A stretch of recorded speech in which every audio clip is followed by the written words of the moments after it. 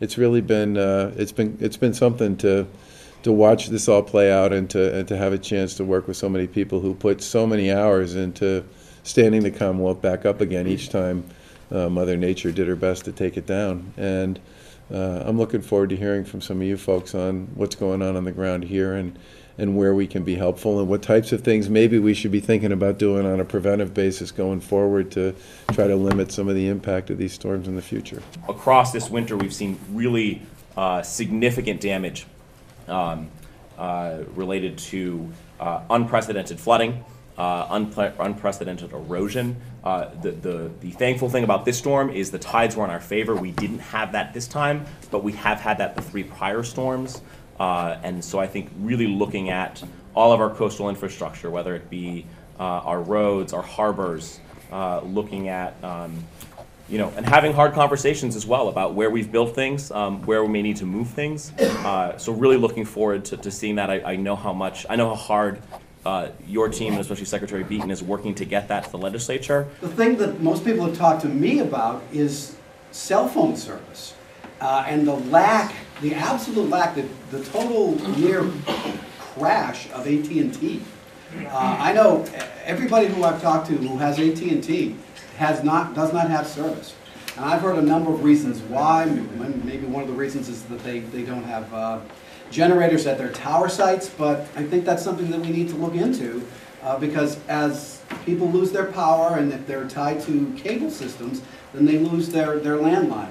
So what do next? They go to their cell phones. And if they have AT&T, you can't get a hold of them. And for people who are elderly, and we have obviously a large population of elderly people here on the Cape, those people are incommunicado. You just can't get to them. Something that I've heard from my public safety officials is around the well-intentioned but the unintended negative consequences of the automated messages that have been going out from Eversource. Somebody reports an outage, and shortly after that they receive an automated message that says, be prepared to be out 2, 3, or 4 days before power can be restored. And in some instances, I'll say in my own personal experience, within maybe 18 hours, power was restored. So although well-intentioned, the effect that this inaccuracy in messaging has on the homeowner and on our communities is it shifts the burden and the cost to our local communities who suddenly have to arrange and open up warming centers. We have to open up shelters, and based on that message and that information that we're receiving, inaccurate information in many cases. But I think one of the things we would like to see is every community with a municipal vulnerability plan in place and a discussion about what the best way to mitigate whatever their particular issues and circumstances will be, because frankly, depending upon which part of the state you're in, it will vary. I do believe that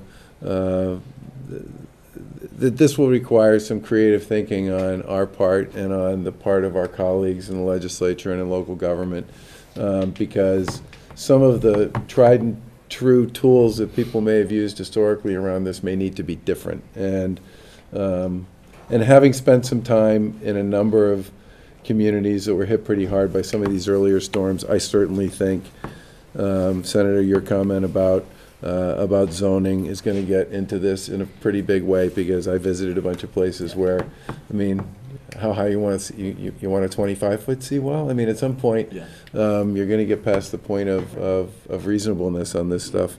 I really appreciate hearing about some of the issues around